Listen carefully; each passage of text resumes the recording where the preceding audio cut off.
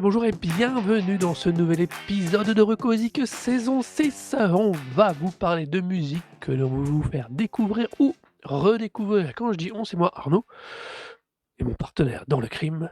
Oh, Épisode classique, comme d'hab, on va vous faire chacun une grosse reco avec bien sûr plein d'autres noms, plein d'autres choses, plein d'autres recos cachés dedans.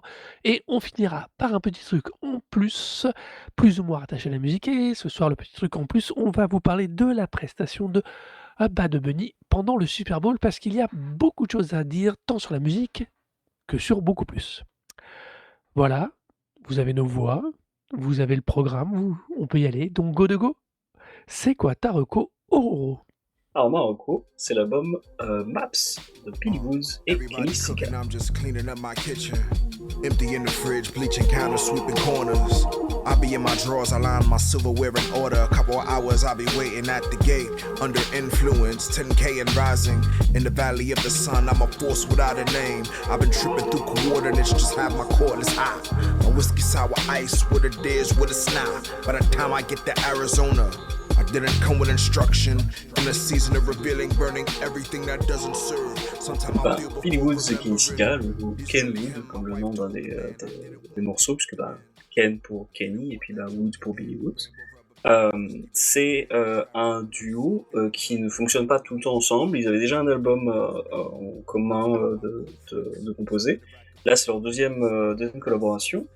Et Billy Woods, c'est un rappeur américain, et Kenny Sika, pardon, c'est un producteur aussi américain.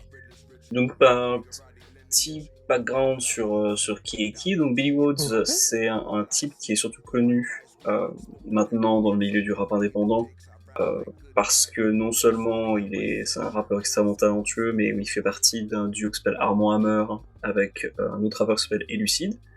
Et ils ont aussi, en tout cas, Billy Woods a un label qui s'appelle Backwood Studio, qui est un des plus gros, non, mais un des labels très en vue pour le rap indé américain. C'est en gros, les gens qui sont signés sur ce label, c'est les rappeurs un peu, pas nécessairement techniques, mais avec du propos, des mecs un peu recherchés, quoi. Donc c'est pas des gens qui vendent des hectolitres de disques, quoi, mais c'est quand même le haut du panier quand tu recherches du rap un peu complexe, quoi, et un peu avant-gardiste. Donc c'est un mec qui est dans le business et dans le monde du rap depuis bien longtemps, puisque son premier album Camouflage il est sorti en 2003, donc ça fait déjà plus de 20 ans qu'il est dans le milieu. Maps, c'est un album de 2023, donc ça faisait 20 ans qu'il était déjà rappeur, en tout cas que était sorti son premier album à l'époque de Maps. Et c'est un type qui a un background intéressant au niveau de sa famille, puisque il est né à Washington et il est maintenant à New York, mais il a passé une partie de sa jeunesse au Zimbabwe, puisque sa mère était une professeure de littérature qui est originaire de la Jamaïque. Son père, c'est un écrivain diplômé spécialiste du marxisme, qui avait été impliqué dans la révolution pour la libération du Zimbabwe. Il était Ouais. ensuite devenu membre du gouvernement avant sa mort en 1980, et donc le retour de la famille aux États-Unis. Donc c'est quelqu'un qui vient d'un milieu pas effectivement très intellectuel, quoi, et disons que ça mérite d'être souligné juste parce que ça s'entend, quoi. Il y a un de mes morceaux favoris en fait sur le disque, qui est le troisième morceau, et il y a donc c'est Soundcheck, et le refrain fait référence à une victoire pyrrhique. Je sais pas si tu sais, est-ce que tu sais ce que c'est qu'une victoire pyrrhique? À la Pyrrhus? Je suis pas sûr. Alors qu'est-ce que ça veut dire du coup pour toi? Bah, c'est une victoire qui finalement n'en est pas une. C'est ça, voilà. Et donc du coup, victoire une victoire donc Pyrrhus ou Pyrrhic, c'est pas nécessairement un mot que tu entends fréquemment quand même Non, c'est clair. pas partout, que ce soit dans le rap, dans tout, vraiment dans tout. Il y a peu de personnes qui vont te faire ça et il y a jamais eu un moment en fait dans les paroles de Billy Woods, où tu as l'impression que le type fait, des efforts en fait pour placer des mots, pour dire genre: «Regardez, j'ai du vocabulaire», quoi. Non, c'est juste des choses qui lui viennent naturellement, parce que le type est intelligent. Mmh. Juste le mec est très malin et donc du coup, ces paroles vont référencer, bah, voilà, une terminologie, quand même très très particulière, voire, des artistes autres, d'autres musiciens, il y a des références à du football, à la NFL, enfin c'est vraiment, c'est un des paroles en fait qui vont vraiment puiser dans tous les sens en fait pour créer une imagerie très, très riche et créer des métaphores en fait qui vont correspondre à ce qu'il veut décrire quoi. Le type vraiment plus son inspiration dans tout. Et de l'autre côté, donc en plus de Billy Woods, on a Kenny Segal et Kenny Segal, c'est un producteur qui est donc, passionné d'expérimentation avec les machines et ça s'entend beaucoup en fait, sur son travail en fait. Tu vois que le mec c'est un bidouilleur quoi. Mmh. Donc il a commencé en fait assez jeune, à utiliser genre des pédales d'effet sur un violoncelle en fait, quand il était étudiant et sa recherche en fait de la complexité ou en tout cas de l'expérimentation l'a amené vers l'IDM, donc l'Intelligent Dance Music et la drum and bass quand il était au lycée. Et une fois qu'il a bien, développé son intérêt, en fait, il a lancé, enfin il a commencé à produire de la musique sous le nom de Syndakit et à partir de là, en fait, quand il était dans le milieu de l'IDM, bah, il a commencé en fait à rencontrer des rappeurs, qui, eux, du coup, bah, étaient pas nécessairement de ce milieu-là, mais ça l'a amené à collaborer avec beaucoup de gens, notamment des gens qui étaient liés, au Freestyle Fellowship en fait, qui est un groupe de rap indé en fait, qui est super influent dans l'histoire du rap indé, c'est des gars qui ont en gros posé les bases de, genre regardez tout ce qu'on peut faire à raconter de la poésie ou à créer des histoires beaucoup plus complexes, dans le milieu du rap. Donc lui, il a commencé à bosser avec Peace, mais il bosse aussi avec, Mika Nine.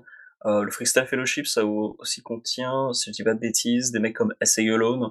Assay Alone d'ailleurs, qui est vraiment, enfin les 2 premiers Assay Alone, ils sont vraiment fantastiques. Donc si vous vous intéressez à l'histoire du rap indé, foncez sur ça. Et notre petit, Kenny Segal, il a aussi bossé avec des mecs comme alors Rap Ferreira, et notamment aussi, Rap Ferreira quand il s'appelait encore Milo, c'est un mec dont le nom a évolué, je sais pas trop pourquoi d'ailleurs, parce que je trouve qu'il y a pas tant que ça de différence entre quand il s'appelait Milo et quand il s'appelait Rap Ferreira. Mais il a bossé avec lui et notamment aussi avec un autre gars qui s'appelle Kay The Y, qui est un peu, rappeur underground un peu obscur, mais qui est vraiment très, très, très bon.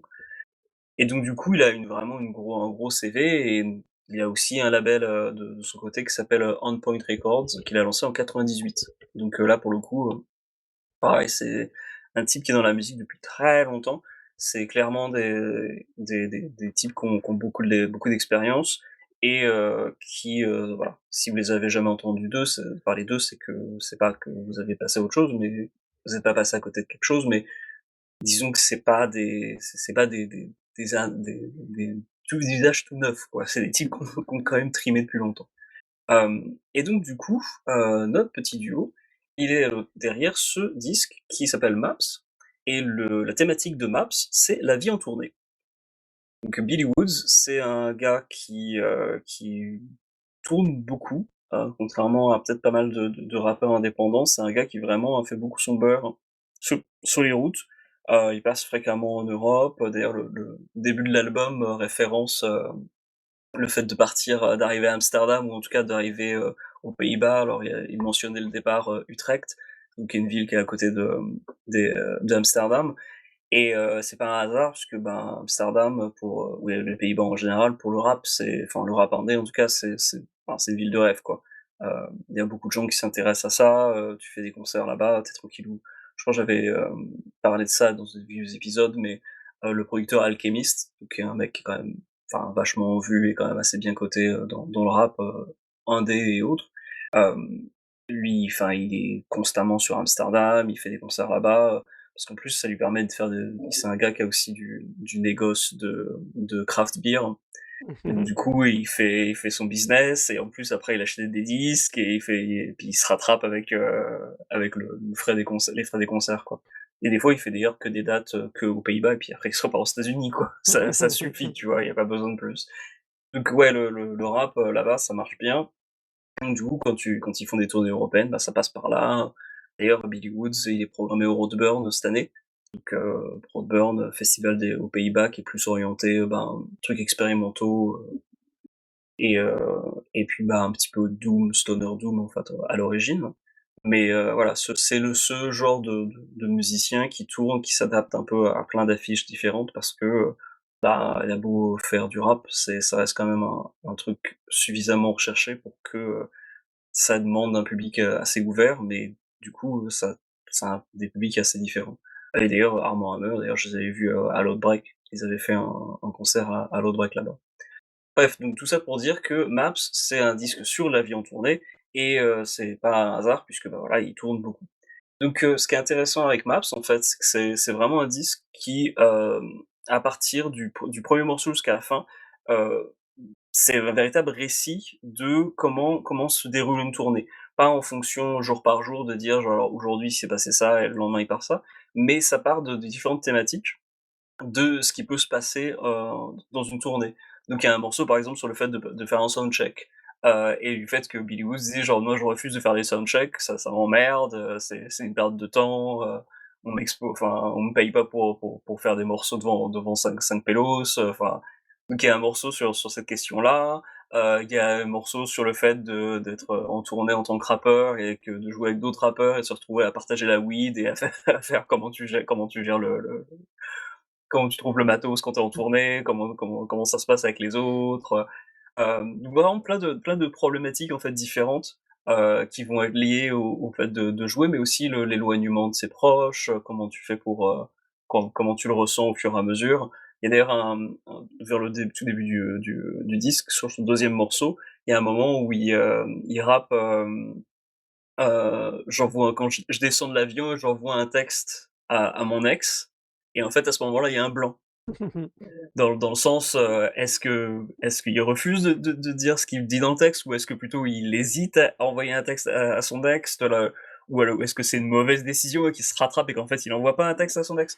Il y a tous ces questionnements-là en fait de la vie en tournée, qui sont tout abordés en fait tout au long du disque et ça crée vraiment un véritable, vraiment un récit qui se déroule sur toute la longueur du disque, à commencer par le premier morceau qui commence même ou le jour avant la tournée et donc du coup le comment ça se passe, l'anticipation ou les gens qui t'appellent en disant genre, «Est-ce que tu es libre ce soir?» genre: «Ah oui, non, ce soir c'est bon, je suis encore dispo», donc tu fais un peu tes derniers adieux, puis à la toute fin du disque, tu plusieurs morceaux en fait, notamment alors un qui s'appelle «Waiting Around» avec Aesop Rock Ouais. qui parle justement de fait que quand tu es en tournée, bah, tu passes beaucoup de temps à attendre en gros et à t'emmerder. Et les 2 derniers morceaux, il y en a un qui est sur le fait de rentrer chez soi et finalement de pas se sentir tant que ça à l'aise, que tu te sens pas vraiment à l'aise quand tu es en tournée, tu te retrouves bien chez toi et en fait, c'est plus exactement pareil. Tu retrouves un peu tes marques, mais en même temps, les gens se souviennent pas nécessairement de toi. Tu es parti pendant un mois, donc du coup, les choses ont changé et tu sais pas exactement où sont tes repères. Et le dernier morceau qui est en revanche, un peu plus, pas tragique, mais un peu plus, plus morose, qui parle notamment de la mortalité et du fait que, bah, lui en tant que père, en fait, il rentre, hein, il retrouve ses enfants, il peut jouer avec eux, mais il se rend compte du coup que enfin que le temps passe et que du coup il voit pas ses enfants grandir Il a raté et des choses. ils sont voilà, il a raté des choses et du coup ça le ramène à sa propre mortalité à lui-même, quoi. Et donc c'est véritablement un disque qui passe sur tellement d'étapes que, et ben, il y a toujours en fait, dans chaque morceau, il y a véritablement un questionnement, des images, il y a une telle recherche en fait dans ce disque que pour moi, c'est vraiment un de ses chefs-d'œuvre, quoi. Je trouve vraiment qu'avec ce disque-là, hem, il a atteint un niveau de perfection en fait qui est assez impressionnant et en même temps, c'est un disque qui malgré le fait qu'il expérimente beaucoup, autant dans le texte que dans les productions de Kenny Segal qui sont quand même à la fois entre le jazz et l'IDM, la musique électronique, un peu le bidouillage et tout, donc c'est pas nécessairement des trucs pop, hein, du tout. Malgré tout, en fait, je trouve que c'est un disque, pour moi en tout cas, que j'ai trouvé très facile d'accès et que je m'en passe, mais tout le temps. Autant il y a d'autres albums de Billy Woods que je vais écouter plus occasionnellement parce que les paroles vont être un peu denses, des fois il y a enfin, il y a des albums comme Antiopies par exemple, ou son dernier, Gollywog qui sont tellement enfin, qui ont une portée tellement politique évidente et puis un discours tellement complexe que des fois, enfin voilà, ça demande quand même des écoutes beaucoup plus posées. Là, en fait, malgré le fait que ce soit quand même des fois parfois des thématiques et des questionnements quand même assez intenses, tu te retrouves, enfin, ça donne quand même un disque très facile d'écoute. Je trouve que sa structure est tellement bien pensée et les accroches sont tellement bien foutues que, que j'ai vraiment pas de mal à l'écouter et donc les 17 titres qui durent genre, une quarantaine de minutes, passent mais en 2 secondes. En plus, t'as un paquet de guests qui sont tous exceptionnels. Mmh. Tu Danny Brown sur un morceau, d'ailleurs il y a une petite anecdote d'ailleurs, sur comment s'est passé l'enregistrement du guest avec Danny Brown. Il y a, A$AP Rock, il y a, Lucide. Cole Chris, ouais. Il y a Elucid, ouais, donc du coup de Armand Hammer qui est sur 2 morceaux, je pense, qui est sur le dernier et puis un autre. C'est vraiment enfin un disque vraiment enfin tout le temps de quoi te découvrir des trucs et je pense que c'est une super porte d'entrée autant sur le boulot de Kenny Segal qui est assez intéressant et que le boulot de Billy Woods du coup qui est vraiment un des mecs qui est au haut du panier du rap indé actuellement. Du coup, qu'est-ce que tu as pensé du disque? Ah, moi j'ai, très, déjà niveau son, j'ai trouvé c'était super surpris. Je m'attendais absolument pas à ça. Heu, je sais pas pourquoi, le nom et l'artiste, que je ne connaissais pas, je m'attendais avec la pochette, je m'attendais à quelque chose de plus, comment dire? Expérimental, tu vois? De plus Mmh, dans ce style-là et assez paradoxalement, oui, c'est extrêmement travaillé, c'est extrêmement il y a pas mal d'expérimentation, mais il y a toujours un fond funk, un fond rap, il y a toujours quelque chose qui fait qu'il y a une forme auquel tu peux toujours te «rattraper» entre guillemets si jamais tu accroches pas vraiment au style et c'était extrêmement impressionnant parce que le truc passe crème, tu comprends l'intention très, très vite, tu comprends la construction de l'album, heu et c'est super agréable. C'est un album qui, sous une forme assez finalement facile d'accès et pareil, on a des couches d'écoute comme j'adore. Ce qui est marrant, c'est que ça m'a renvoyé après, à ma propre reco, qui construit un discours, qui raconte un trajet, les les les anglo-saxons disent un mot qui s'appelle journey, que je n'arrive jamais à traduire. Heu, oui, un c'est un peu par difficile, Journey, un parcours, c'est le parcours, ouais, mais au sens humain, au sens, intellectuel en même temps. C'est les parcours physiques et intellectuels et moral que tu peux faire. Le fait par exemple qu'une randonnée physique puisse te travailler aussi l'esprit et change ton mode de pensée. c'est ça, Heu ouais. C'est-à-dire que le et ça sous-entend, en fait, le fait que tu as un parcours initiatique, en fait, ou un ouais, parcours qui va avoir une conséquence, un début, un milieu, une fin, comme s'il y avait un côté narratif, en fait. mais avec un impact sur ta façon de penser, sur ta Ouais. façon de voir les choses et c'est là où l'album, je trouvais super costaud.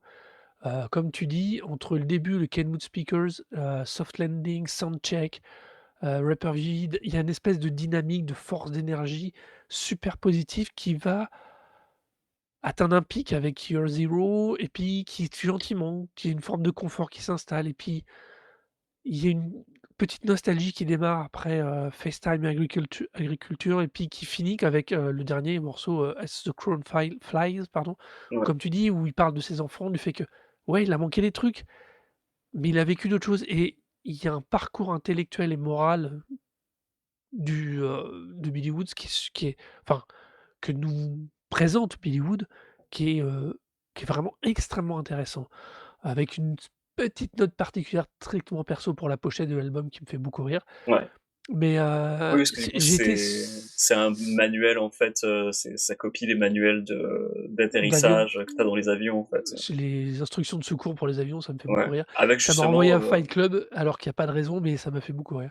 et du coup, t'as le sur alors, quand tu regardes la pochette, en fait, sur le côté, gauche, tu Billy Woods, qui est du coup le visage, un peu dissimulé par sa main, et Ouais, Kenny Seagal, en fait. Le truc avec Billy Woods, ce qui est assez marrant, c'est qu'il est, sur ses photos promo et autres, généralement, il a le visage caché, en fait. Il demande à ce qu'on montre pas son visage. Sur scène, il porte jamais rien, il a pas de masque ni rien, mais sur ses photos promo ou autres, il veut jamais montrer son visage, en fait. ouais. C'est assez marrant. D'ailleurs, il y a une ligne de texte à un moment qui dit, «Sur scène, je porte que des jeans, mais à l'extérieur, je suis en costume de Gwar». Heu, c'est Et quel crétin! c'est absolument fantastique, quoi. C'est très bon ça. Mais bon voilà, je te dis moi grosse découverte, pour l'instant j'ai pas réussi à en écouter plus de lui, tu pas précisé mais c'est un album de 2023 qui fait C'est ça, 44 ouais. minutes quand même, ou 45, qui est vraiment, une pour moi qui est une top écoute, hein. Vraiment une top écoute pour l'instant, alors que nous sommes à peine à mi-février, ah si on est déjà fin février, il est pas loin de mon top 10 quand même, hein. Honnêtement, Eh bah, écoute, tant non, mieux. c'est une très belle chose. J'aime particulièrement, je dois t'avouer, le titre avec A$AP Rocky. Oui, bon, Ça, c'est pas une surprise, quelle surprise! mais pas que parce que c'est lui, mais parce que c'est lui, mais aussi parce qu'on a un vrai mix entre ce que propose Billy Wood et ce qu'est capable de proposer A$AP Rocky, et du coup, que ce soit le mix ou les voix, ça passe de ouf, quoi, et j'ai un vrai coup de cœur pour le morceau Waiting Around, du coup.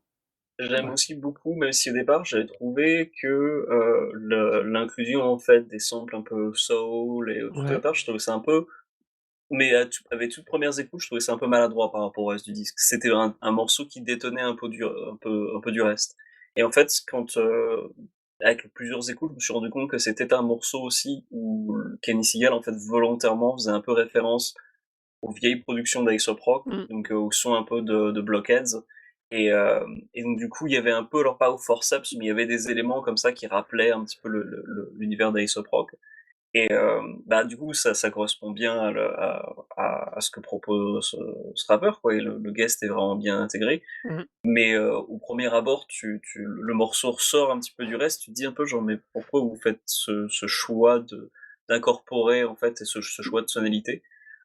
Après ça permet aussi de donner une autre vision de Billy Woods, mais aussi, enfin, le morceau en lui-même et les paroles de Ace of Rock sont vachement intéressantes sur ce morceau-là.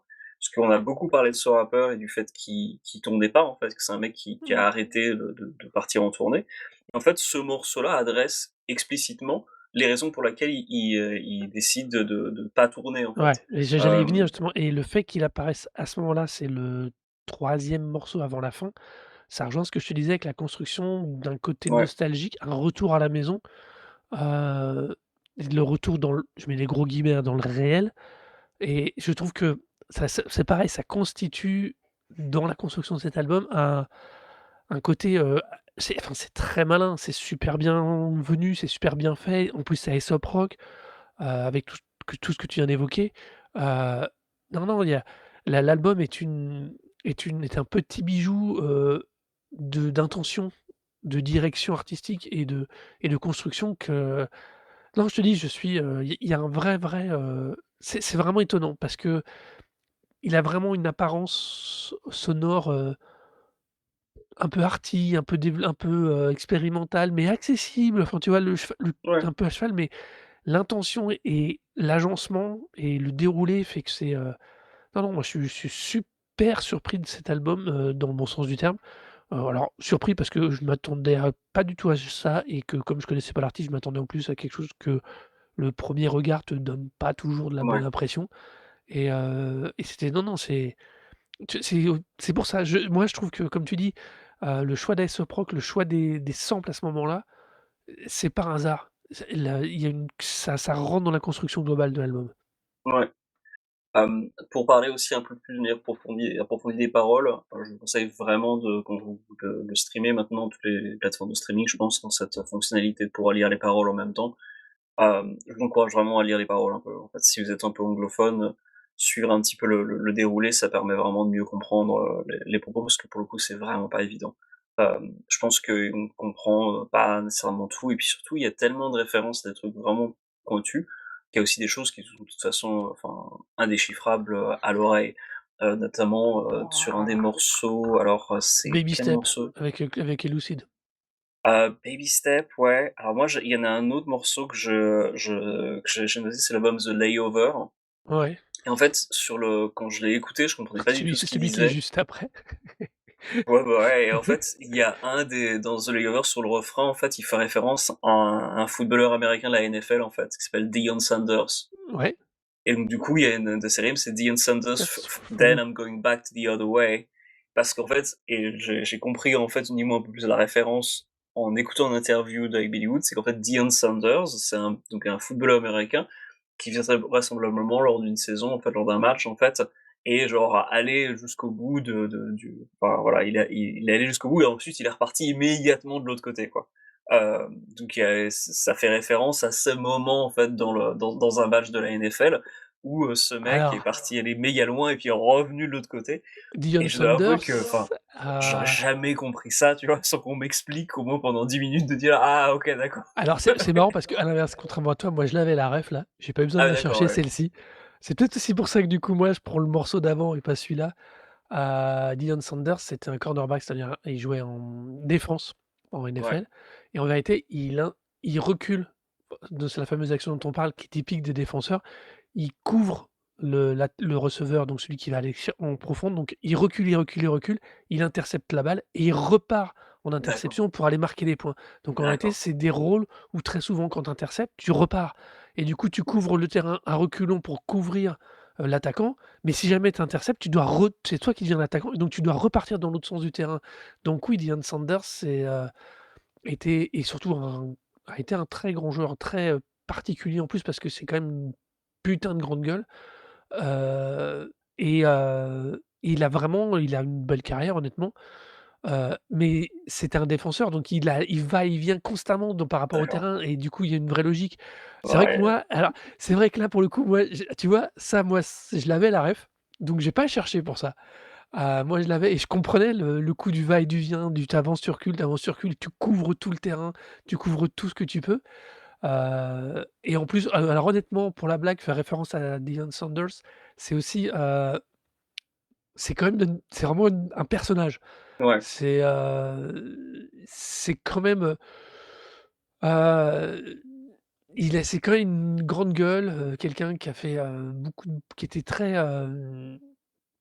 très, très, sonore, on va dire, qui avait une grosse personnalité, qui est ressorti de sa carrière, a fait un album de Airbnb qui est à chier. Voilà, mais qui a fait un titre avec MC Hammer et Waouh! ouais, ouais, le fameux titre de MC Hammer qui est sur la BO de Street Fighter, donc tu vois? Waouh! Donc voilà, Quel choix!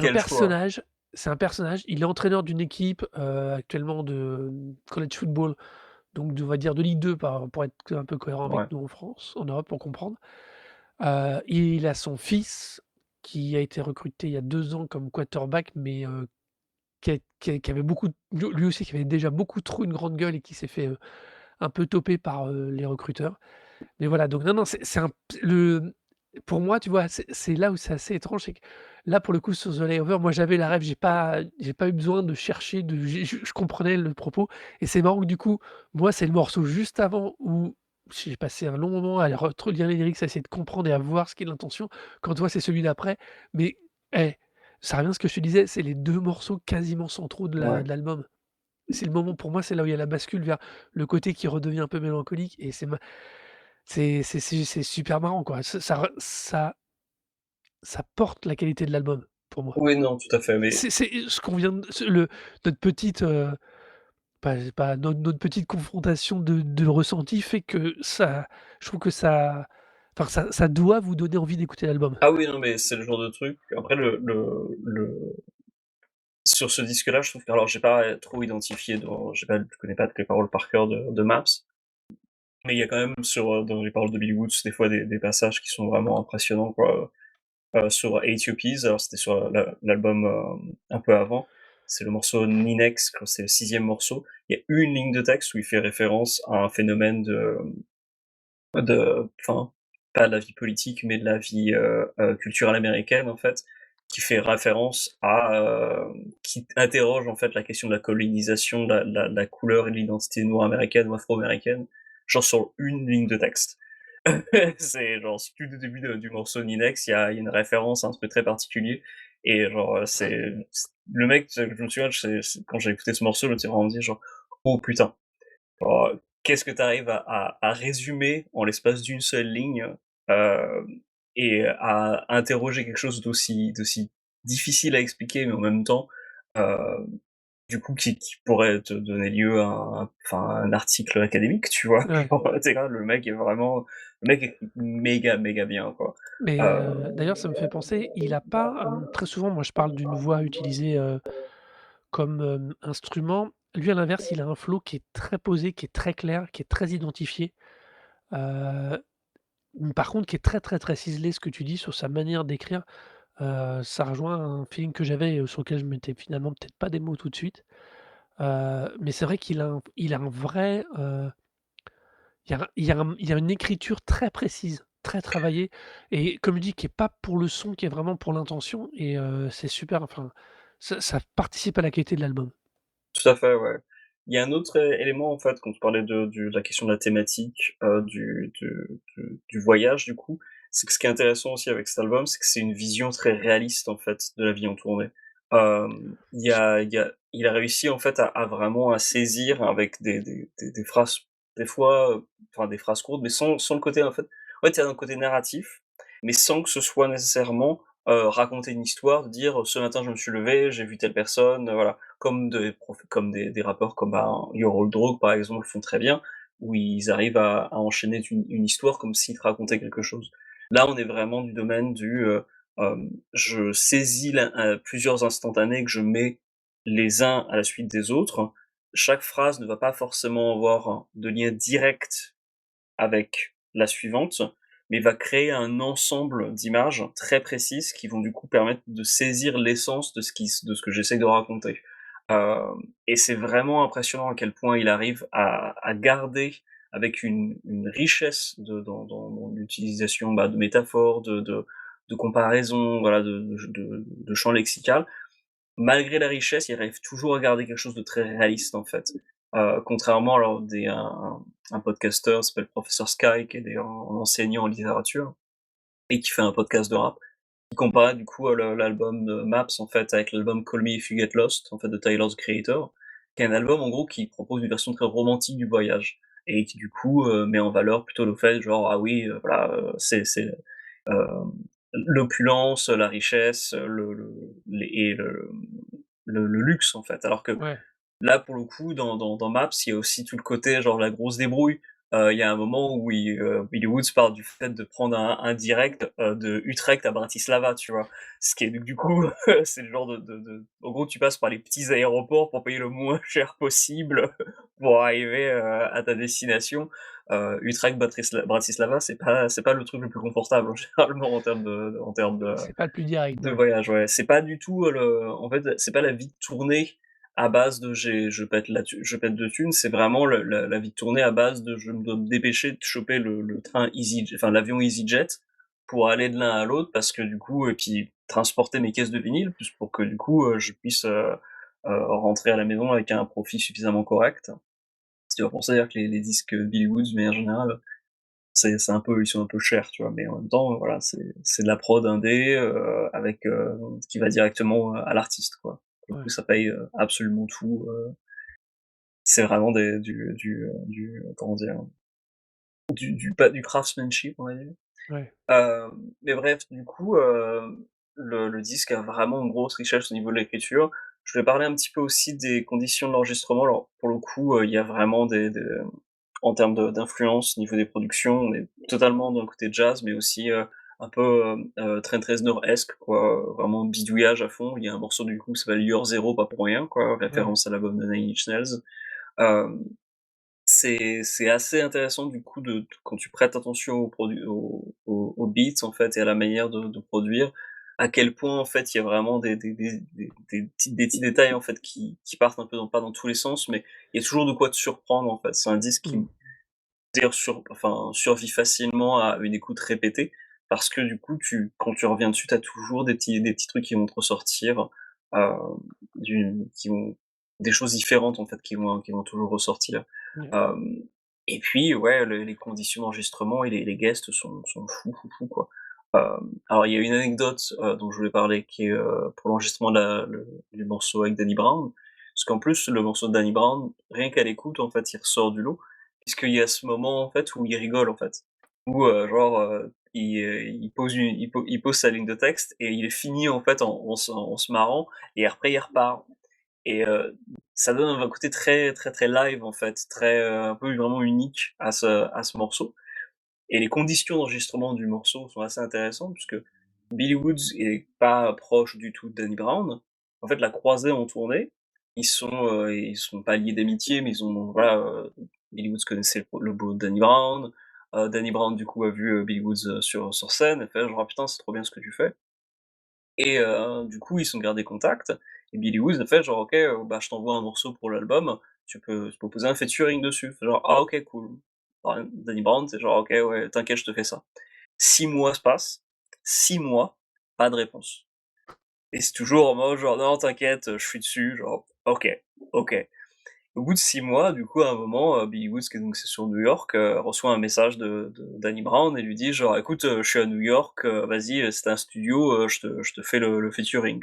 Genre: «OK». Donc du coup, ils sont allés voir, Steel Type Dove. Alors Steel Type Dove, qui est le mec qui a produit d'ailleurs l'album de Dose One dont tu avais parlé il y a quelque Mmh. temps et ils se sont retrouvés là-bas, ils donnent une heure de rendez-vous, Danny Brown arrive avec 2 heures de retard, comme il faut, avec, 2 bagnoles, avec plein de potes en plus, qui étaient voilà, qui sont pas là pour la musique, qui étaient là pour traîner avec Danny Brown et Danny Brown arrive et s'est mis au studio et il a mis le morceau sur 2 téléphones portables en même temps. Genre, pourquoi? Quand Billy Woods a raconté l'anecdote, c'est genre, j'avoue, je comprends pas du tout pourquoi. Qu'est-ce que tu gagnes à faire ça en même temps, quoi? Ça a aucun sens.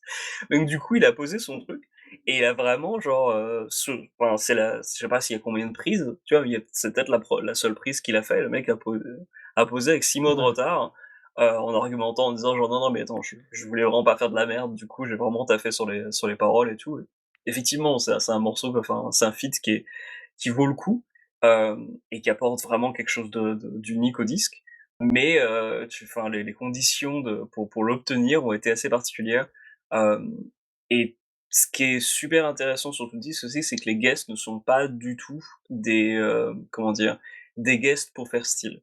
C'est jamais des mecs qui arrivent pour dire genre: «Hey, OK, je te fais un featuring, mais en fait mes paroles, ça va être les mêmes trucs que j'ai déjà écrits sur 20 autres disques Oui, et j'ai pas réellement. ré voilà, Mmh. j'ai pas réfléchi à la thématique du morceau, je te pose juste quelques trucs pour dire, genre: «Regardez, moi je suis le meilleur, je fume de la weed et j'en fume plus que toi», quoi. C'est genre Ouais, non, c'est tout reste le dans le temps propos et des dans l'intention du disque. voilà, il y a véritablement un c'est tout le temps en rapport. Le featuring de Quelle et Chris sur le morceau justement sur le soundcheck confirme totalement ça. Le mec disait genre: «Non, moi aussi je fais pas du soundcheck», il a fait référence d'ailleurs à 2 personnes qui sont très connues pour être des emmerdeurs, enfin bref, des gens un peu difficiles sur scène, Jay Electronica et puis, Lauryn Hill, Et il qui est toujours genre 2 heures de retard, au minimum, sur le planning, qui d'ailleurs a eu des gros problèmes d'annulation parce que du coup elle arrive quand tout le monde se barre, elle fait genre: «Non, non, c'est bon» et puis elle fait 3 heures de concert, tu fais genre: «Waouh, qu'est-ce qui se passe?»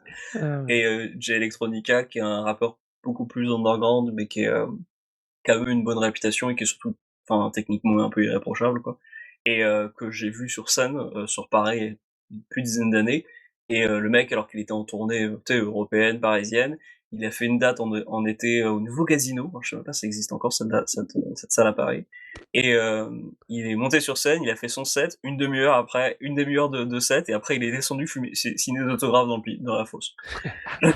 Genre C'est une c'était forme de style. voilà, c'était bien, hein, moi j'ai trouvé qu'il rappait bien, que c'était une bonne presta, mais genre une demi heure et le mec fait genre: «Bon, allez hop!»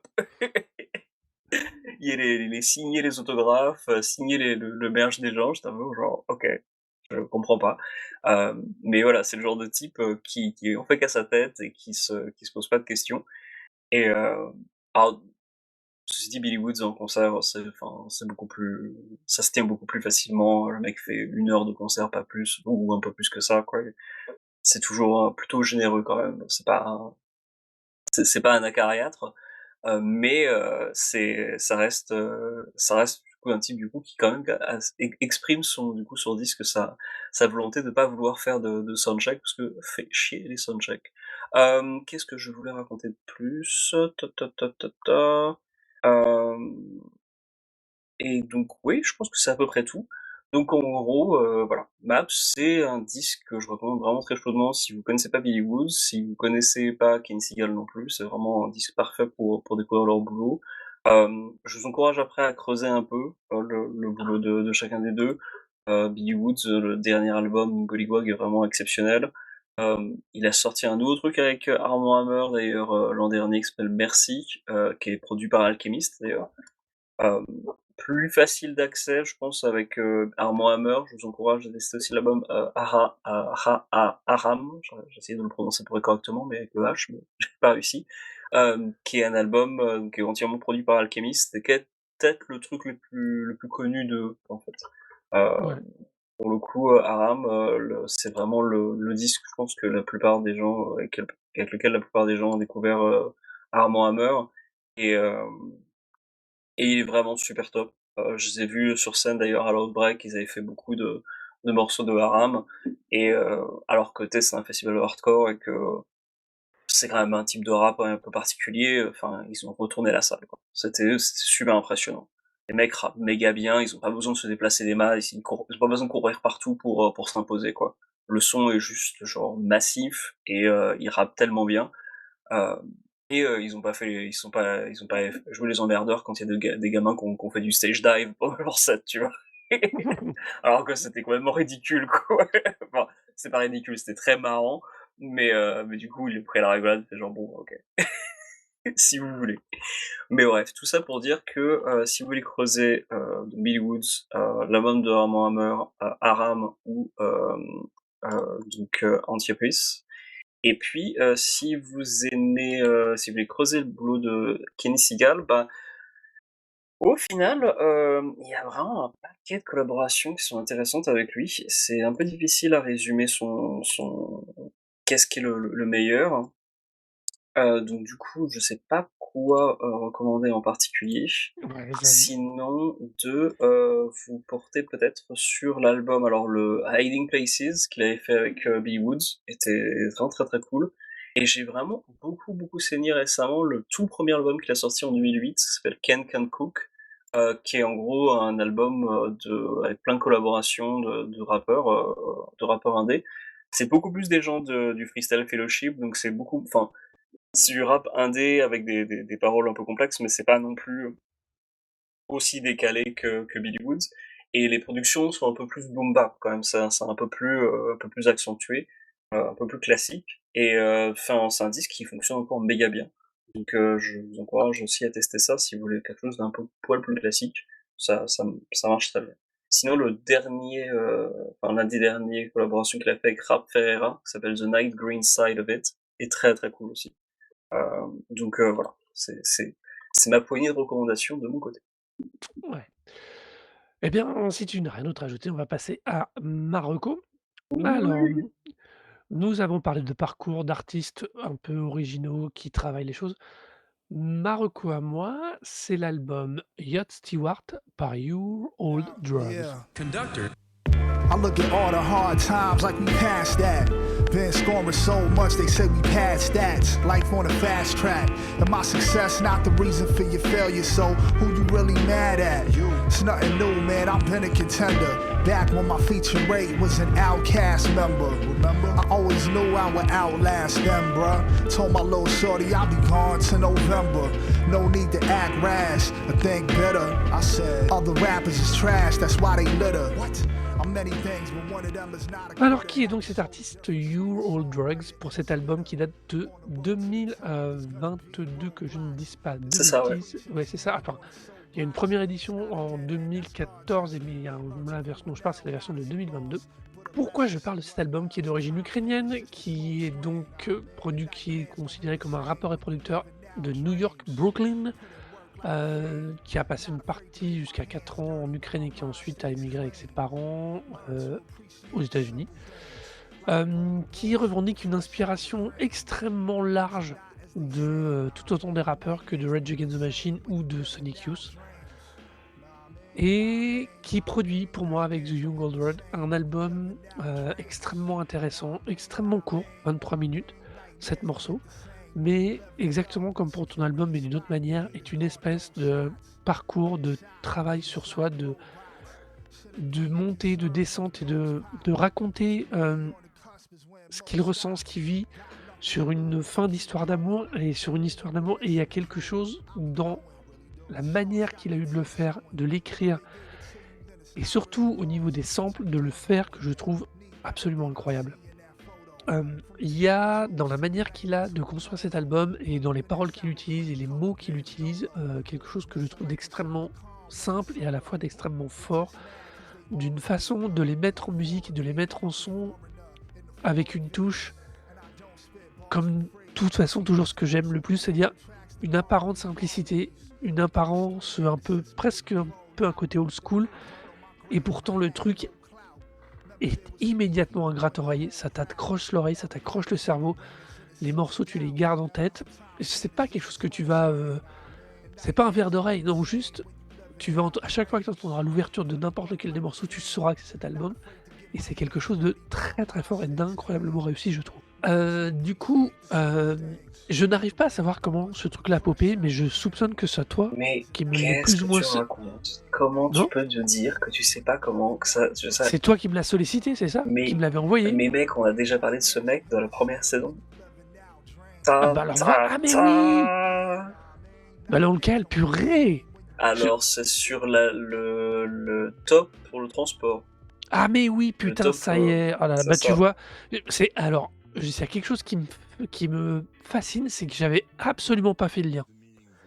Bah oui, J'avais parce que je t'ai ressorti en fait récemment, parce que je crois que j'aurais écouté Transportation, et ouais, je t'ai ressorti dans notre chat, je fais genre ouais putain j'aurais écouté beaucoup cet album, et tu m'avais dit justement, c'est ah oui mais t'inquiète, cet album je vais continuer de l'écouter, genre ok mais cool. c'est vrai, mais alors, c'est extrêmement intéressant parce que c'est quelque chose que j'allais dire. J'ai réécouté son dernier album, Movies, qui s'appelle son dernier album studio. J'ai réécouté un truc qui s'appelle, je comprends pas bien ce que c'est, qui Yacht présente The Shining, parce que je ne pouvais pas passer à côté. C'est, en gros c'était une série de EP en fait qu'il a sorti en Ouais, 2022, c'est que des trucs qui sont sortis en 2022, je sais pas pourquoi il y a un truc qui est sorti en 2014. Pour moi c'était pas une réédition cet album, bah, mais pourtant, a priori, pour moi, il est daté de 2014 avec une réédition en 2022. Ils ont d'accord OK, faudrait que je c'est un de retrouve ses ça. tout premiers albums, mais ce qui est marrant, c'est que, assez paradoxalement, je trouve il est très différent de ce qu'il produira après. Je trouve que celui-ci est tellement plus personnel que ce qu'il fait après. Personnel dans le sens où je trouve que par moments on est à la limite de la thérapie, dans ce qu'il propose, dans ce qu'il écrit, alors que dans les autres fois, oui, ça va être personnel, mais il va y avoir un côté plus, poétique, on va dire, plus, feeling.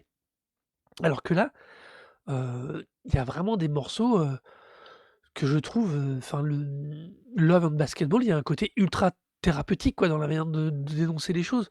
Même si c'est pas du vrai, si c'est une façon lui de formuler ce qu'il peut imaginer vouloir ressentir. Moi je trouvais cet album étonnant. Du coup, toi, donc tu le connaissais l'album? Tu l'avais déjà écouté? Ouais, ouais, ouais, bien sûr, bah, je l'ai écouté en 2022, et du coup, ouais, non, bah, Young Dolph, en fait, je suis sa carrière depuis 2017, en gros, Ouais. 2017-2018 avec l'album Pax, qui est le truc qui est le plus peut-être le plus qui a vraiment aidé à la révéler.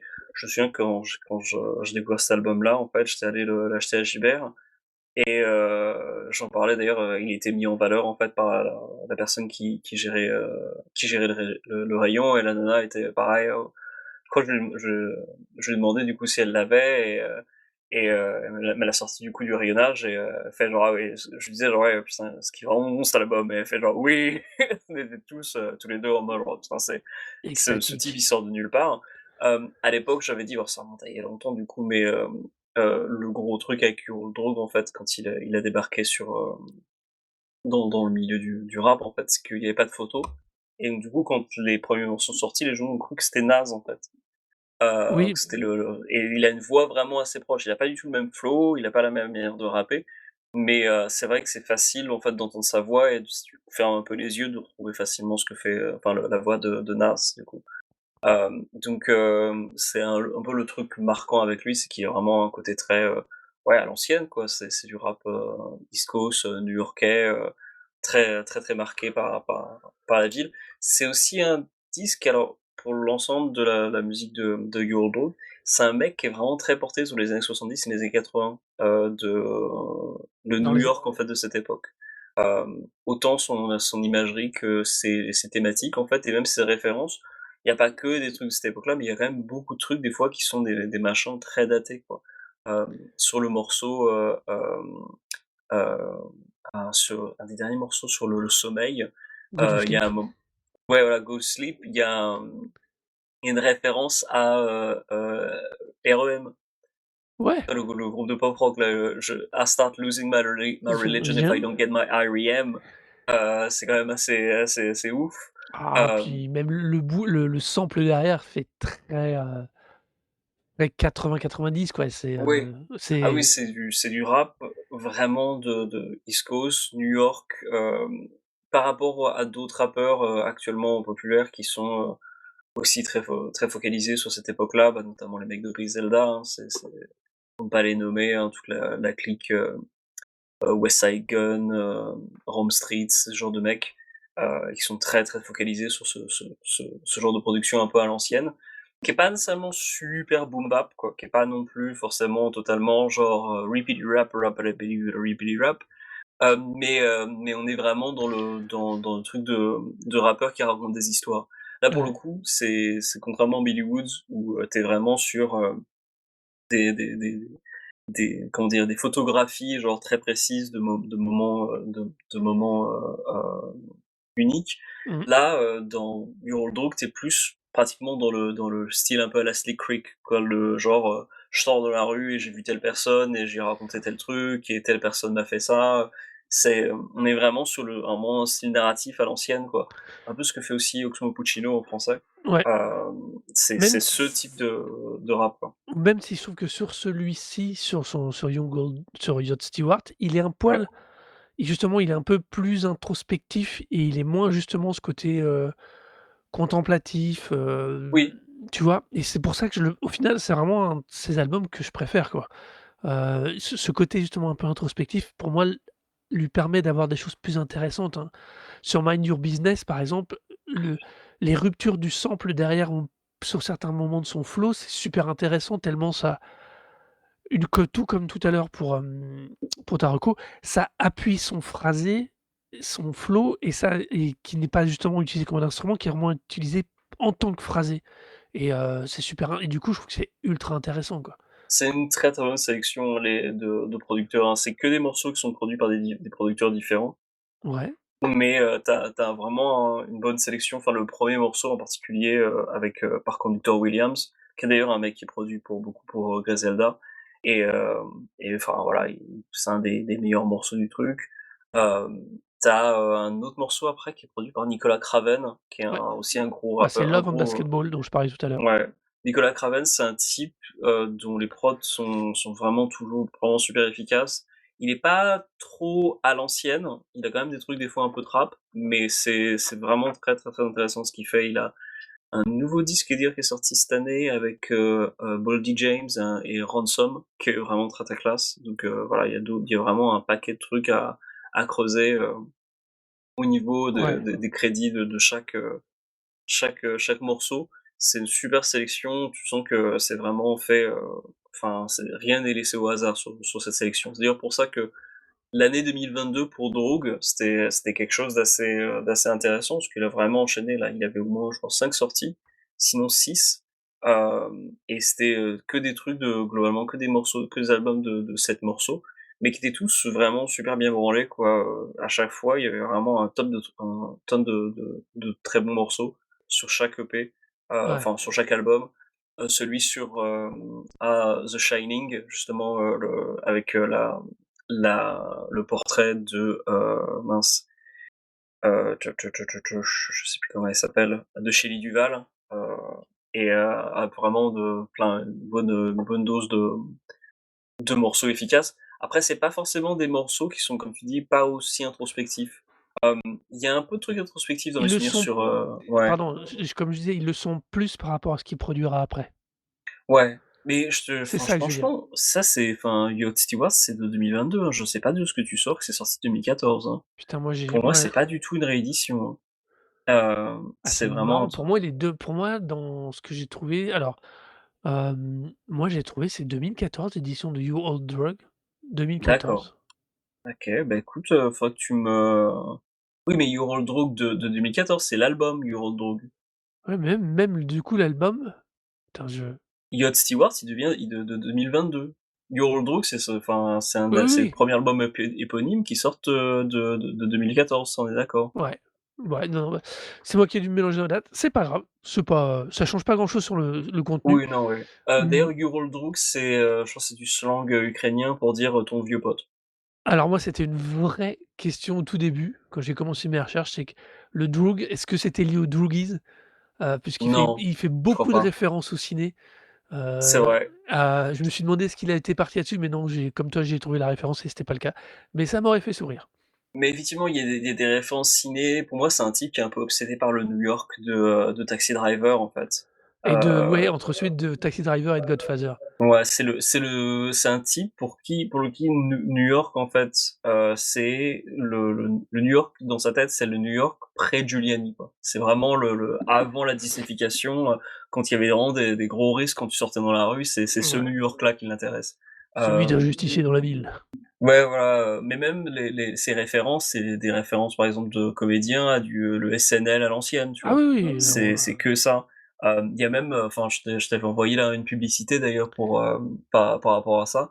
Dans le dernier morceau, il fait une référence à une vieille marque de moutarde en fait, parce qu'il y avait une blague, à l'époque, dans les années 80, autour de d'une publicité qui s'appelait, pour de la moutarde, qui s'appelle Grey Poupon, bon, et c'était 2 mecs dans des Rolls-Royce en fait qui s'arrêtaient au même niveau et ils avaient une conversation sur à propos de la moutarde et en fait, il y en avait un qui passait à l'autre du coup son pot de moutarde Grey Poupon, en mode genre: «Ah oui, c'est de la moutarde de qualité, même les riches, ils achètent Grey Poupon», tu vois? Et et c'était devenu le sujet de moquerie ou de sujet de comédien du coup et du coup, il fait référence à ça. Franchement, moi, j'ai mis un temps fou à force d'écouter le disque, à dire genre: «C'est quoi Grey Poupon?» jusqu'à ce que je l'entende dans un autre contexte et que je me disais genre: «Ah, c'est ça!» et que je comprenne que c'était une marque de moutarde, quoi. Il y a des tonnes de trucs là. Le Rodney Dangerfield, donc c'est une référence à Rodney Dangerfield. Field. Et Rodney Dangerfield, c'est un vieux comédien, enfin, c'est un comédien des années 80, années 70-80, Ouais, américain, qui est peut-être connu plus en Europe parce qu'il a un petit rôle dans Tuernay de Oliver Stone. ouais, C'est le père de la nana, du coup, du couple dans Tuernay. Et donc Rodney Dangerfield, c'est un mec qui est, c'est un comédien à l'ancienne, c'était le genre de mec qui faisait encore des zingers. Ce qu'on appelle les zingers, c'est, genre tu fais une blague en une seule ligne avec un jeu de mots et derrière toi, tu vas avoir un batteur qui fait tchouk tch. Et je trouve que Yoro Drew, pour moi, c'est vraiment un type qui perpétue cette, tradition ouais, de la comédie avec des punchlines et avec, des jeux de mots et qui est au lieu d'utiliser le tchountchi, il va avoir ses comment dire? Ses backup vocals en fait derrière lui qui vont, avec sa propre voix qui va réagir à ses propres blagues. Notamment moi c'est une de mes des réactions favorites qu'il a sur ses albums, c'est son «What?» non mais c'est Le what? C'est le truc qui revient quand il y a vraiment des jeux de mots débiles, hein. mais c'est un Où pur il est atterré produit, lui-même, quoi. c'est un pur produit, de la culture américaine, des années 80. Vraiment Complètement, ouais. 80, fin 70-80. Qui chez nous ne nous parle pas parce que c'est quelque chose qu'on n'a pas. C'est un des promoteurs du stand-up, et de ce qui deviendra le stand-up avec, Seinfeld et même, sur tout un tas d'autres. C'est il est, c'est un personnage très particulier quand même, hein, sur beaucoup de choses, hein, quand même. Oui, Mais, tout à fait, ouais. Mais après voilà, il a une carrière méga riche et alors le dernier Movies, donc l'album de 2024, je trouvais pas ouf. Oui, bah, oui. Je le trouve vraiment très chiant, mais il a un album qui devrait sortir cette année, qui est en collaboration avec Madlib et qui va donc s'appeler, alors c'est Yod non Yacht c'est Soaring. non, Druggy Otis. Il est déjà Druggy sorti Yacht Otis. Soaring? Yacht Sterling, oui, non, il est sorti, Oui, Yacht c'est Sterling, tu vois? 2025, pardon. Ouais, non, ouais, Yacht Sterling, c'est ouais, c'est celui de 2025. Ils sont sympas, ces EP, mais pas aussi ouf. Mais en revanche, ouais, sa collaboration avec Madlib, donc le Druggy Otis, donc en référence Druggy, donc voilà, Your Old Drug, et Otis, c'est le nom de Madlib, c'est Otis Jackson Jr. Que c'est voilà, ils ont appelé leur projet comme ça, mais ça fait longtemps qu'ils le teasent. Ça fait très longtemps qu'ils bossent ensemble, et là, ils ont commencé à faire des concerts ensemble. En tout cas à la télé. Ils sont passés chez Jimmy Fallon et ils ont fait un live de 2 morceaux Ouais. et c'est plutôt cool. Je t'avais envoyé une vidéo, Ouais, ouais, c'était bah ça te donne envie, quoi. C'est un de vrai toute retour. façon, Matlib, donc Ouais, Madlib, c'est rarement en fait, c'est jamais nul. Même quand voilà, c'est pas ouf, c'est quand même pas anecdotique. on est à un niveau de qualité, Donc là, on est quand même on est quand même assez tranquille et donc du coup, bah, depuis 2025, il a sorti beaucoup de EP ou de singles qui sont cool. Notamment, bah, Raindrops récemment avec Wiki était vraiment top. Wiki d'ailleurs qui est aussi sur l'album, Pax, qui est peut-être le ouais. disque que je recommande le plus pour découvrir, Droog sur l'ensemble. Heu, la trilogie en fait Pax, It Wasn't Even Close et Transportation, moi je trouve incroyable. C'était vraiment une période où genre le Je type suis pouvait rien à faire de mal. je suis Mais d'accord avec toi Pax, pour Transportation, Pax, je l'ai pas écouté, donc il faut que lui, il est pas encore Pax arrivé dans il mes est oreilles. vraiment phénoménal. Ses titres les plus écoutés, c'est des morceaux de Pax, notamment d'ailleurs le morceau Bangladesh avec, Hymns et juste, enfin ça là pour le coup, c'est presque un earworm quoi, il est juste, et il y a quand Ah même des trucs, oui! ouais, il y a des trucs qui sont un peu, qui sont aussi très narratifs justement dans ces disques-là, Ah, quoi. cet album-là, je pense que je vais me le mettre, oui, je vois je l'ai pas encore écouté, hein, mais je crois que Ben Ladesh, je l'ai déjà eu dans les oreilles. Celui-là, faut que je me le mette, hein, dans les oreilles très vite parce que il y a un vrai truc dessus. Oui, je pense que tu as raison, ça se rapproche beaucoup, bah, du coup de Rod Stewart et de, Transportation. On est sur, moi, ce que je préfère de ses productions, au final. Ouais, Quand il est plus perso et moins, et finalement plus, introspectif, toujours. ouais. Bah, dans mes souvenirs, le God Wave qui était sorti juste avant aussi avait quelque chose d'assez perso, en fait. Il traitait beaucoup plus de trucs, liés à son identité. Ouais, mais, Puisque, bah, il enchaîne, enfin c'est pas qu'il enchaîne, mais il accumule en fait des différentes couches. Donc c'est un type d'origine ukrainienne, mais c'est aussi un type qui a parlé de ses origines familiales, des liens à la communauté juive, mmh, mais bon, c'est aussi un New-Yorkais, donc c'est vraiment genre c'est vraiment un New-Yorkais typique dans le sens où c'est un type qui va être New-Yorkais avant tout, mais à côté de ça, il a quand même d'autres éléments culturels qui font qu'il va se rapprocher de différentes diasporas et c'est un type du coup qui a pas mal de choses à raconter quand même qui sont plutôt intéressantes quoi. ouais, mais tu vois, par exemple, Au-delà de sa perspective, Joe Worley m'avait vachement déçu. ouais, moi j'avais trouvé pas très, très intéressant justement Joe Ellery quand il Ouais, est ouais, sorti, j'avais vachement hâte et au final c'était pas dingo, mais bon, c'est pour hem, ça que je m'étais un peu arrêté dans la rétro, dans l'écoute rétrospective, mais, parce que j'avais vraiment celui-là m'avait vraiment m'avait fatigué. ouais. Mais Donc Wolf on Wall Street, donc qui était la première collaboration avec, The God Fame était ouais, plutôt pas mal. Et puis, bah, sinon alors Time était pas dingo, Spacebar c'était pas ouf, mais c'était une ouf. fois, enfin Yacht Stewart, New Field, The Yacht Father et The Presence de Shining en 2022, c'était ouf. C'était même le Alors truc le plus frustrant avec cette série-là, c'est que enfin, quand ils sont sortis en vinyle, ils étaient tous à genre 30 ou 40 € pour 7 morceaux. J'étais genre: «Ah OK, non mais non, le je peux alors pas». The Shining, le yacht présent dont je parlais tout à l'heure, The Shining, je dois t'avouer, celui-là, il me plaît, mais parce que c'est Shining, c'est Ouais, tout. C'est parce que le contenu en lui-même, il est pas il est si, il est super bien mixé, c'est super intéressant, mais c'est pas ce que je préfère dans ce qu'il est capable de produire.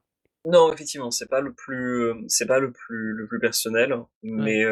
mais après, enfin voilà, c'est des bangers, Mmh. c'est un disque super plaisant à écouter. Moi, je crois que je les ai à peu près tous en fait, la quadrilogie 2022 là. Mmh. Non, là même le 5 EP qu'il a sorti cette année-là. Je crois que je les ai à peu près Bah, tous en CD et enfin, enfin, je peux passer n'importe lequel, quoi, Là où c'est n'importe quel rigolo moment. sur 2022, c'est qu'il fait The Wolf of Wall Street, Ouais, il fait The Shining, il fait The Godfather, donc avec une pochette qui ressemble au Godfather. C'est 3 albums extrêmement inspirés par, les films auxquels ils font référence et à côté de ça, tu as Yod Wave dont on parlait tout à l'heure qui est un petit peu plus intimiste et Rodney Dangerfield, pareil qui renvoie à une référence culturelle qu'on n'a pas nécessairement. ouais. Heu, c'est c'est c'est très étrange ces albums. Cette série de 5 albums, elles sont, de 2022, c'est vraiment méga étrange, quoi. Ouais, mais en même temps, voilà, il a trouvé son public. Il y a des gens qui le suivent, pas aveuglément, mais en gros qui continuent de soutenir. Et donc du coup, bah ouais, comme il le dit d'ailleurs dans le premier morceau de Rod Stewart, hein, Ouais. Nightmare and Dreams, les cauchemars n'ont plus la même saveur quand tu vis ton rêve, quoi. Mmh. Et Bah, c'est un je des pense il est pas méga riche, tu vois, à mon avis, mais enfin, il réussit à tenir la route, en fait, à tenir la baraque avec, en sortant des trucs régulièrement et en étant un rappeur plutôt accompli, quoi. mais tu vois, Hem, c'est marrant que tu aies évoqué la première phrase de Nightmare and Dreams parce que moi, à l'inverse, j'ai beaucoup retenu, une des toutes dernières qu'il dit, je crois que c'est dans je suis presque sûr que c'est une des dernières, où il dit, «On ne peut pas apprécier le bonheur sans être passé par une dépression ouais, profonde» sur la et Ballad of Cthulhu, ouais. ouais, c'est ça, c'est bien le dernier.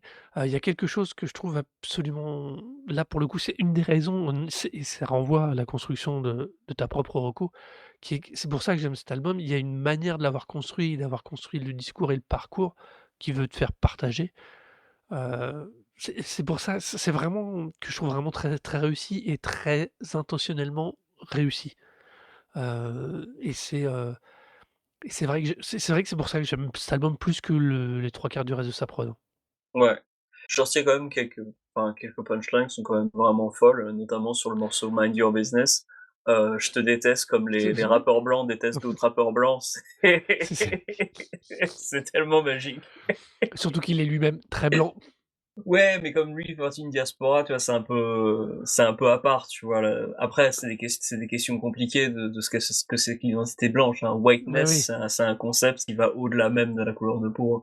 Mais, mais oui, le fait de dire je te déteste comme les rappeurs blancs détestent d'autres rappeurs blancs, ça évoque beaucoup de conflits débiles, notamment avec Fred Durst, Insane Clown Posse ou Vanilla Ice et tout. Enfin, l'espèce où les mecs qui se prenaient la tête pour rien avec, comment il s'appelait, putain?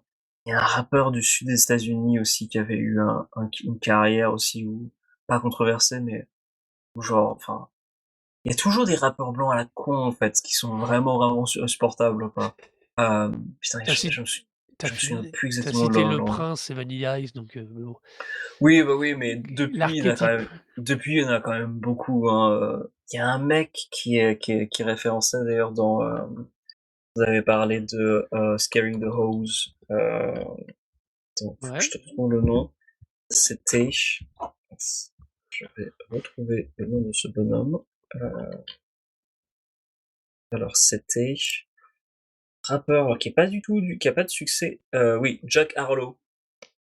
Ouais, alors Jack le Harlow, c'est un mec qui, je pense, il a du succès que aux États-Unis. Mais aux États-Unis, enfin, il en vend des palettes, tu vois. Ça part, ça fond. Mais il a pas du tout de succès, j'ai l'impression, en dehors de ça. Mais c'est un de ces rappeurs blancs où tu sais, genre, mais, enfin, pourquoi tu fais chier, quoi? Genre, tu prends tout l'espace pour tout le monde, tu racontes n'importe quoi, rien d'intéressant. C'est. Ah oui, et le rappeur aussi du Sud dont je parlais, c'était Bubba Sparks. ouais, non, c'est bien. Bubba Sparks, pareil, personne n'en a entendu parler en Europe, à mon avis, c'est vraiment resté un phénomène américain. Mais voilà, c'est des mecs qui ont eu des conflits avec d'autres rappeurs, et généralement c'était que des rappeurs blancs, quoi. C'est les mecs qui s'engueulent entre eux, quoi. Ouais. C'est pour dire genre: «Ah, t'es pas légitime non plus», genre, enfin, aucun de vous n'est légitime, on va dire, dans ce cas-là. Ouais. C'est assez c'est assez fantastique et donc juste cette phrase-là déjà, qui a réussi en plus, non seulement à évoquer quelque chose de très fort, mais en plus de réussir à faire écho de manière même plus intelligente une réplique culte de Kanye West, que tu connais peut-être, qui est, «Je t'aime comme Kanye aime Kanye». Ouais, J'adore cette non, phrase. Je déteste Kanye West, mais je trouve que cette ligne de texte en particulier est vraiment très forte. c'est Kanye West, quoi. Je t'aime comme Kanye aime Kanye.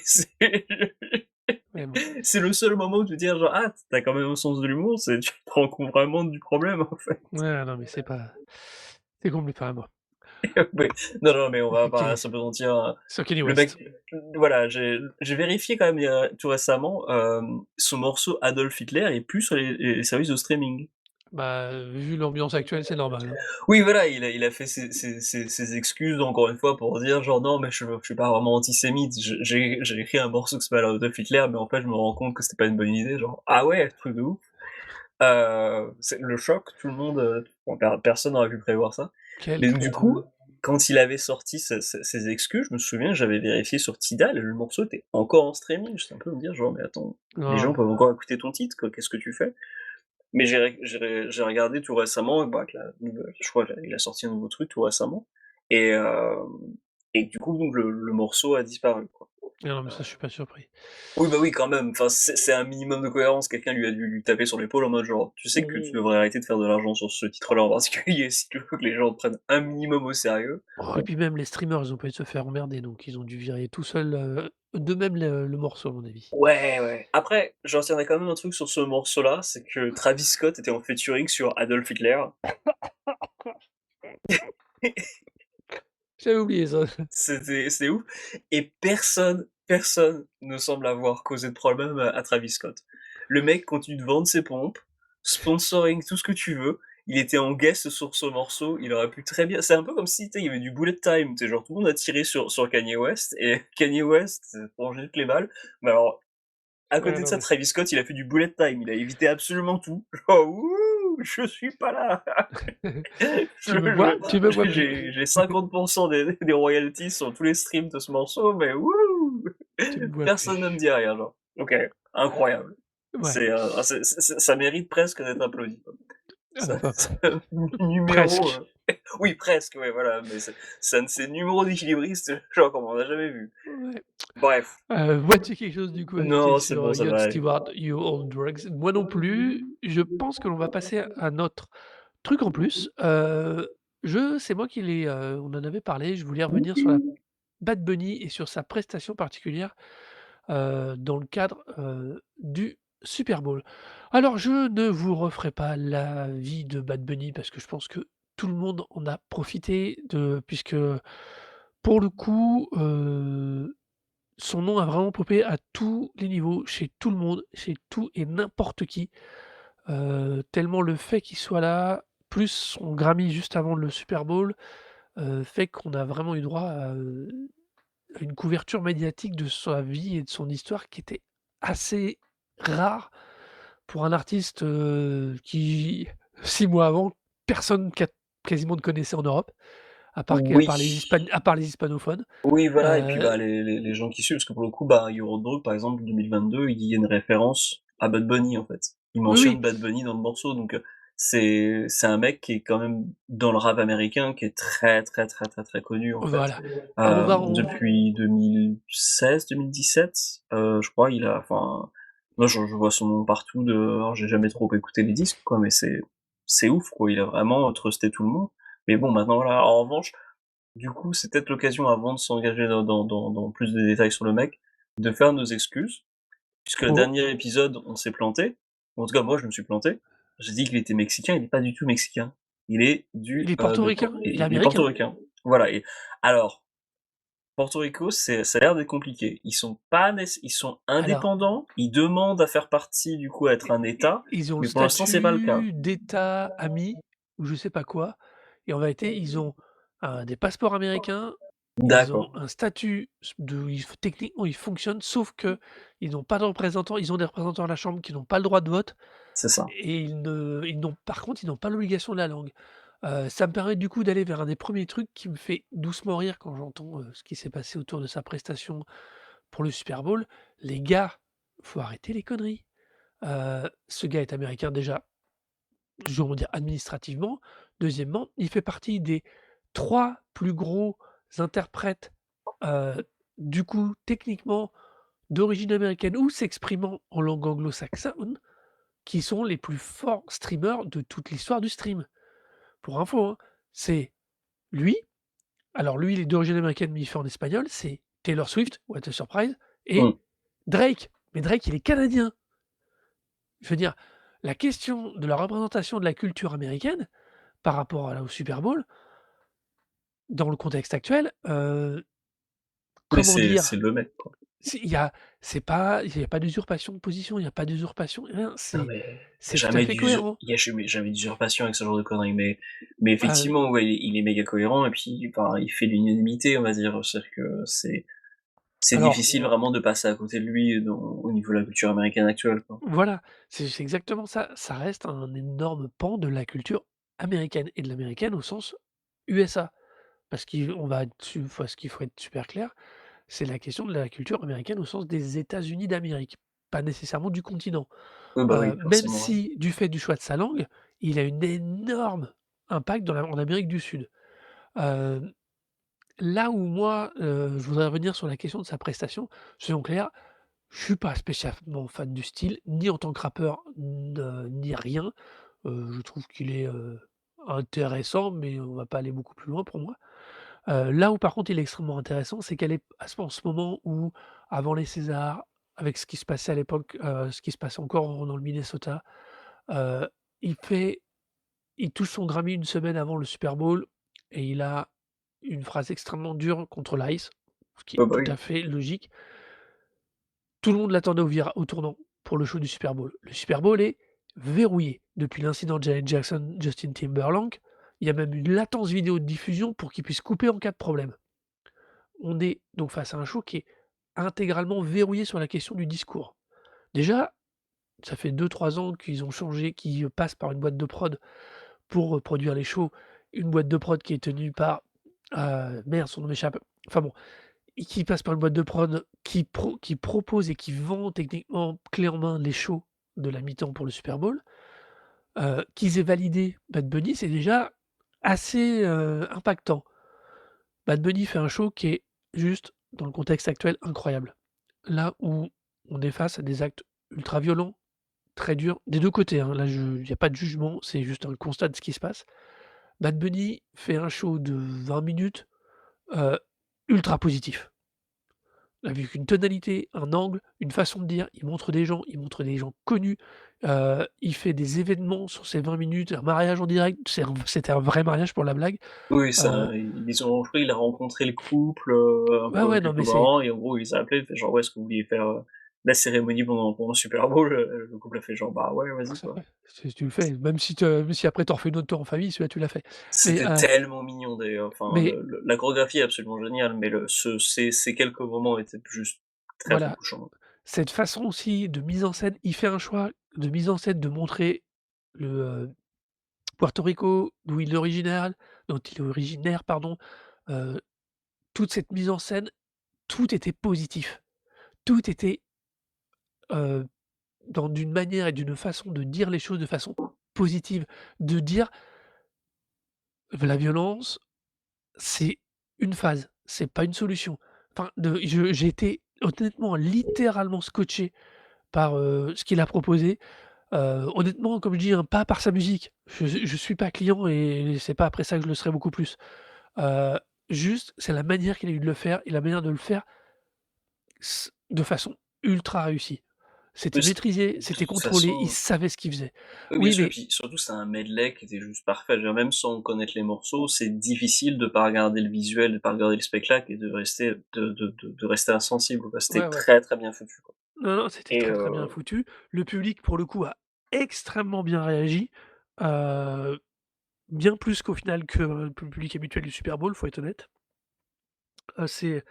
C'était vraiment, il y a je trouve vraiment qu'à l'heure actuelle, on parlait de gens qui racontaient de leur parcours, sur nos 2 recos de cet épisode.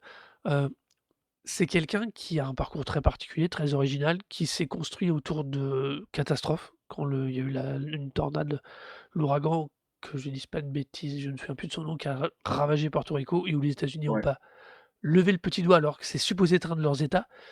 Enfin c'est Heu, pas non, c'est pas encore un de leurs états, mais en gros ça c'est suffisamment proche pour qu'ils auraient dû intervenir. Enfin de toute façon, voilà, ça enfin c'est ils à côté, techniquement, quoi, donc administrativement, ils auraient dû réagir avec les structures administratives des US et ça a pas été le cas.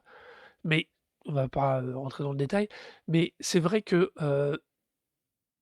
ce qu'il fait, alors que tout le monde l'attendait, tout le monde attendait quelque chose qui aurait pu être polémique, il fait un truc qui est positif, intéressant, qui ne nie pas le contexte. qui ne nie pas ses origines, au contraire qui les appuie et qui les valorise.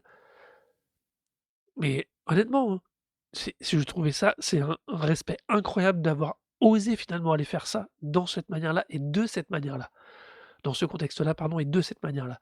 Hem, la musique, est quasiment, je trouve au final, j'ai vu tous les retours et toutes les analyses qui ont été faites derrière. Je vous renvoie à des milliers de vidéos YouTube qui vont vous noter tous les détails qui sont liés à justement à ce côté positif, à ces choses. Heu, le fait qu'il utilise l'image de l'enfant qui avait été arrêté par les ICE à Minneapolis, mais en lui donnant un élément, en lui donnant le ballon, enfin d'avoir tout une gestuelle qui reste positive. Il donne un Il a pas Grammy d'ailleurs, il donne son Grammy d'ailleurs à un des Oui, gamins. qui donne le Grammy, à ce fameux gamin. Enfin, ce ballon avec Together, We Are America. Enfin, il y a toute une construction d'un discours qui est justement de ne pas valoriser la violence et de ne pas en la faire sienne.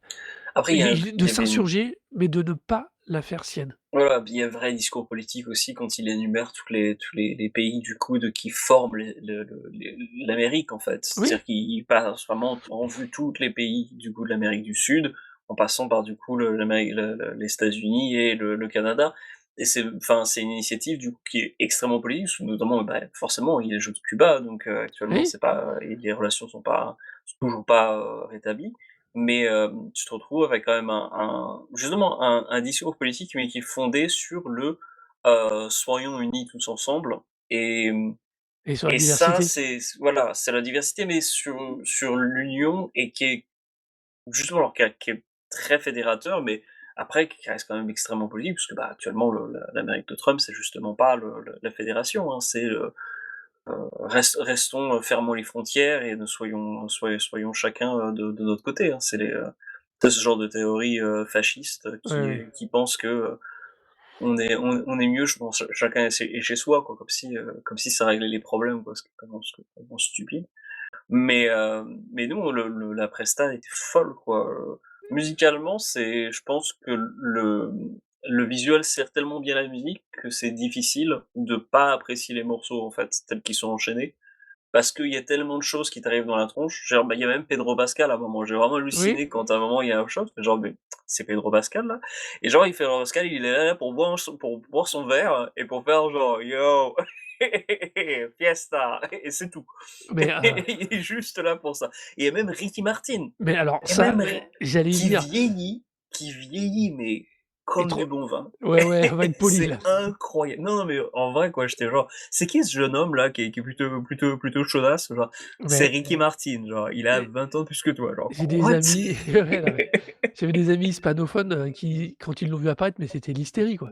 Bah, tu Heu, m'étonnes, ouais. c'est lui, il a une image, en Amérique du Sud qui est ouf et surtout, ça faisait un moment qu'il était plus apparu en public Ouais. et enfin, c'est quelque chose d'incroyable. Il y avait Jessica Alba aussi, Cardi B, bon Cardi B, on s'en fout un peu, mais Non, on se fout pas de Cardi B, elle est cool.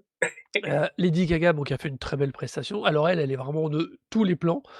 Il y a quand même un truc, mais Ils ont l'air j d'être potes. oui, Vraisemblablement, ça vient, j'ai vu sur un article, sa présence, au-delà du fait qu'ils ont l'air de bien s'entendre. Il y avait aussi, au Grammy, en fait, ils avaient l'air de bien s'entendre, d'être ouais, assez proches, quoi, donc et du coup, c'est logique qu'elle fasse aussi une apparition. C'est le seul moment d'ailleurs où il y avait des paroles en anglais, hein, ouais. parce que, pour le coup, je pense qu'ils se sont posés aussi la question de savoir: «Est-ce que tu veux chanter en espagnol?» Elle, elle est d'origine italienne, Lady Gaga, si je dis pas de bêtises. Oui, je crois. Je Après, elle avait fait un accent un peu forcé dans son House of Gucci, mais Oh là là, change de sujet. un peu moins forcé que Jared Leto, à ce que j'ai compris, mais quand même. J'arrête les tout. Jared Leto, j'avais fait la pizza. Mais donc ouais, Lady Gaga, du coup, qui fait son petit featuring, c'était cool, quoi, honnêtement, c'est le fonctionnement, le tournage de tout ça, dans le jeu de caméra, c'est Ouais. juste irréprochable, quoi. C'est tellement bien foutu. Hem et est-ce que j'ai vu d'ailleurs, en fait, il y avait alors c'était pas dans la présentation, mais en gros, tu avais un passage, en fait, quand ils ont ramené les choses, c'était les gens qui ont apporté, du coup, les plantes sur le terrain. Alors, Heu, ça, c'est un Ça avait vrai l'air d'être truc. ahurissant, quoi. Alors le vrai truc, c'est qu'il faut jamais oublier que ça reste c'est du spectacle.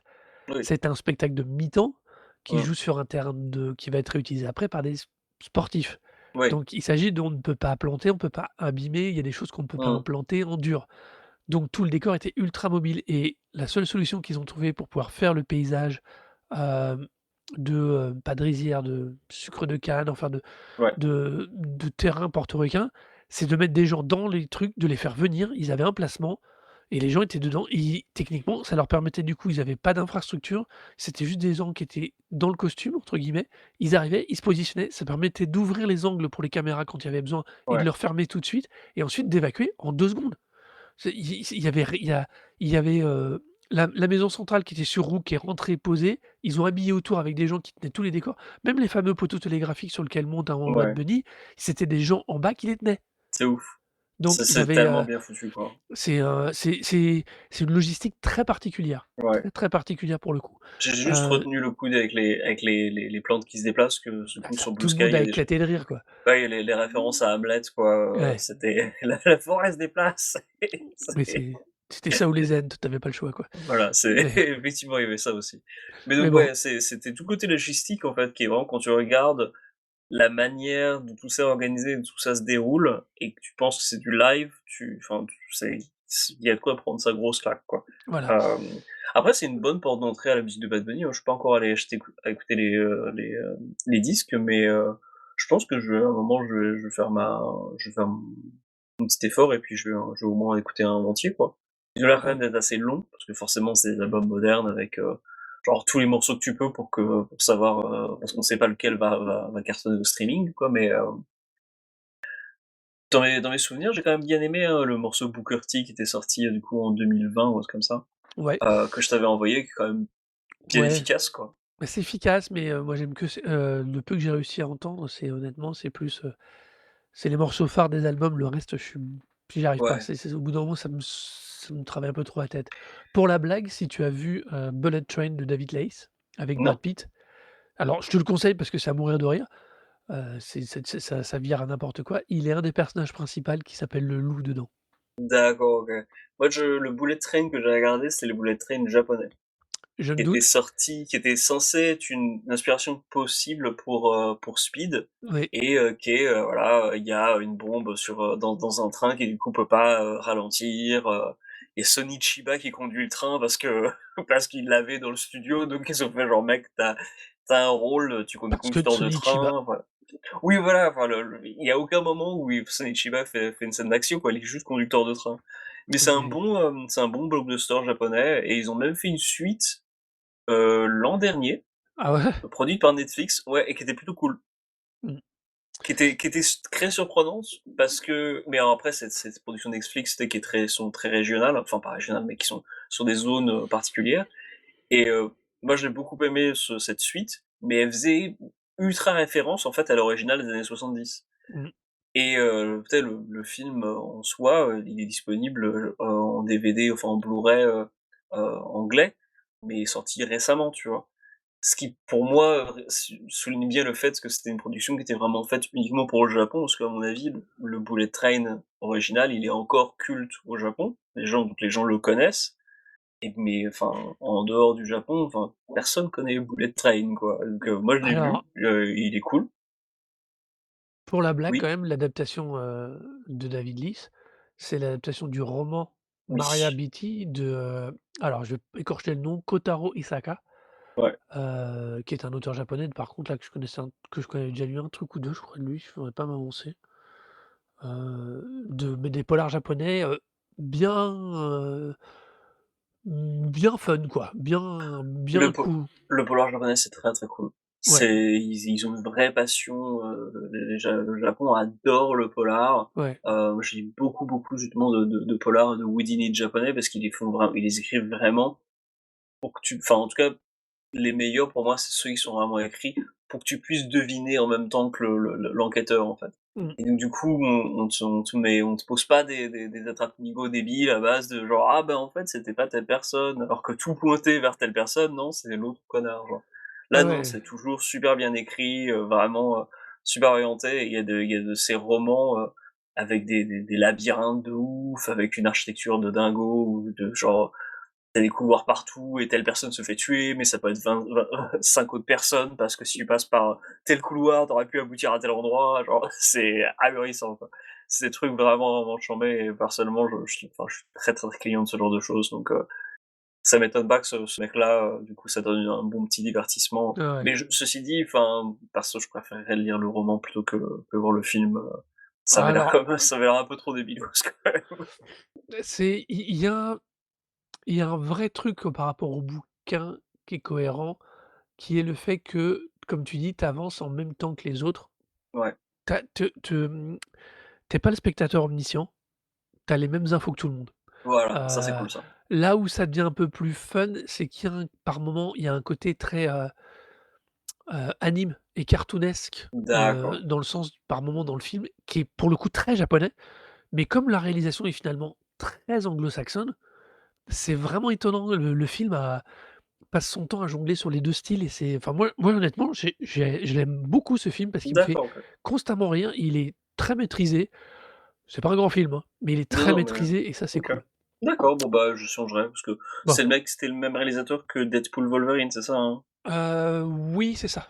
Oui, pour le coup, bah, par toi, les adjectifs que tu as utilisés pour Deadpool Wolverine correspondent enfin, pour ce film, correspondent très bien à Deadpool Wolverine pour moi. Enfin, Ouais.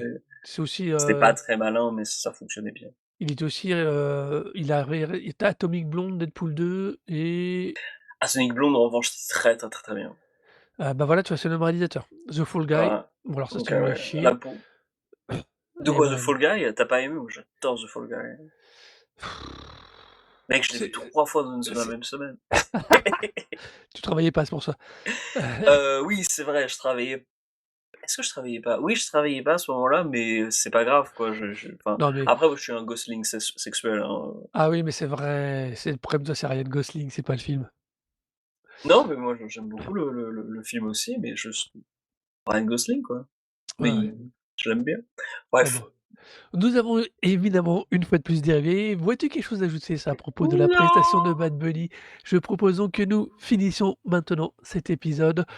On espère qu'il vous aura plu ou pas. En tout cas, venez nous le dire sur nos réseaux sociaux que vous retrouvez sur la page du podcast recosic.lepodcast.fr. On interagit principalement entre Blue Sky et Instagram, en tout cas pour moi. Toi, tu as aussi ton site personnel de, Daily euh, Distortion. voilà, sur lequel on peut aussi aller te poser des questions et t'embêter.